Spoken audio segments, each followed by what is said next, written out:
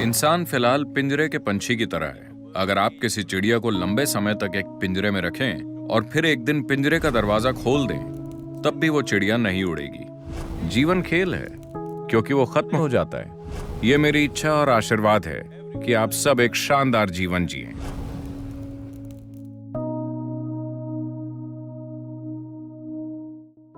इतने सारे लोगों से घिरे होने के बावजूद हम किसी से जुड़े होने, किसी के द्वारा अपनाए जाने, किसी के द्वारा प्यार किए जाने की भावना की कमी महसूस करते हैं। हम उस बेचैनी और अकेलेपन से कैसे निपटें? एक स्तर पर सवाल इस बारे में है कि मैं आजाद कैसे हो सकती हूँ। दूसरे स्तर पर आप पूछ रही हैं, मैं किसी चीज या व्यक्ति से खुद को कैसे बांध सकती हूँ। आपको तय करना चाहिए कि आपके जीवन में अधिक महत्व किसका है, आजादी का या बंधन का। प्लीज, मैं सुनना चाहूंगा।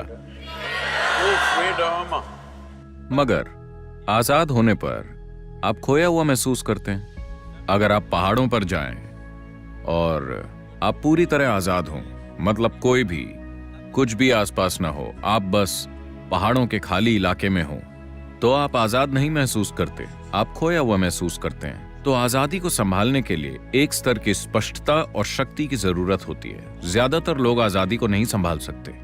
वो हमेशा खुद को बांधने की कोशिश करते हैं, मगर हर समय आजादी की बातें करते रहते हैं। अगर आप उन्हें वाकई आजाद कर दें तो उन्हें बहुत दुख मिलेगा। तो ये क्रमिक विकास की समस्या है।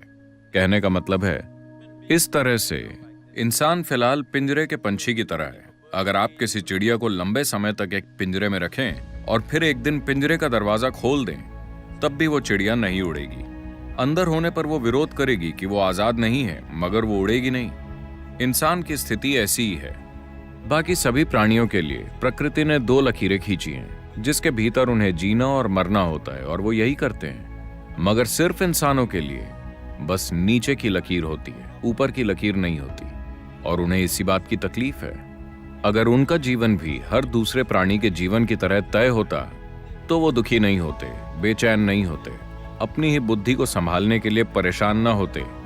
और अनजाने में आप यही खोज रहे हैं। आप उसे संबंधों के रूप में खोज सकते हैं, पेशे के रूप में खोज सकते हैं, राष्ट्रीयता के रूप में खोज सकते हैं, या खोज सकते हैं जात, समुदाय, भगवान, स्वर्ग या नर्क के रूप में। आप बस एक नकली लकीर खींचने की कोशिश कर रहे हैं जिसका अस्तित्व ही नहीं है, क्योंकि आजादी के लिए साहस की जरूरत होती है, एक तरह के पागलपन की जरूरत होती है। अगर आप बहुत समझदार हैं तो आप आजाद नहीं हो सकते, क्योंकि आप तर्क की दो लकीरों के बीच चलेंगे। आजाद होने के लिए बहुत ताकत चाहिए कि आप सबसे पहले, अगर आप आजाद होना चाहते हैं तो जिस चीज की जरूरत है, क्या आप जानते हैं कि हर इंसानी अनुभव का एक रासायनिक आधार होता है? हेलो, जिसे आप खुशी कहते हैं, वो एक तरह की केमिस्ट्री है, दुख दूसरी तरह की केमिस्ट्री है, तनाव एक तरह की केमिस्ट्री है, बेचैनी अलग तरह की केमिस्ट्री है, पीड़ा एक तरह की केमिस्ट्री है, परमानंद एक अलग तरह की केमिस्ट्री है, एक्सटेसी तो आप जानते हैं कि एक तरह की केमिस्ट्री है, मैंने सुना।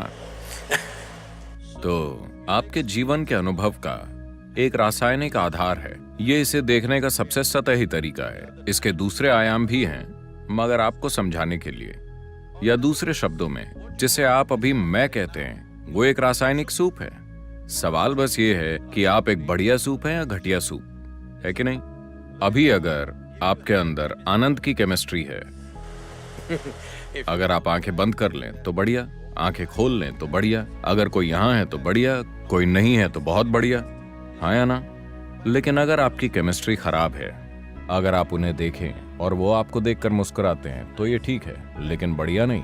अगर वो आपको इस तरह देखें तो अचानक समस्या हो जाती है। अगर ये लोग बिल्कुल आपकी मर्जी से चलते हैं तो आपकी केमिस्ट्री ठीक ठाक संतुलित होती है। अगर वो कुछ ऐसा करते हैं जो आपको पसंद नहीं, तो कुछ और हो जाता है। तो दरअसल आपने इस मैकेनिज्म को ध्यान से नहीं देखा है कि इसका आधार क्या है, ये कैसे काम करता है, मैं इसे सबसे ऊंचे स्तर पर कैसे चला सकता हूं। अभी मान लीजिए आप बिल्कुल आनंद में हैं, मेरी तरह, तो क्या आपको परवाह होगी कि यहाँ कौन है कौन नहीं है?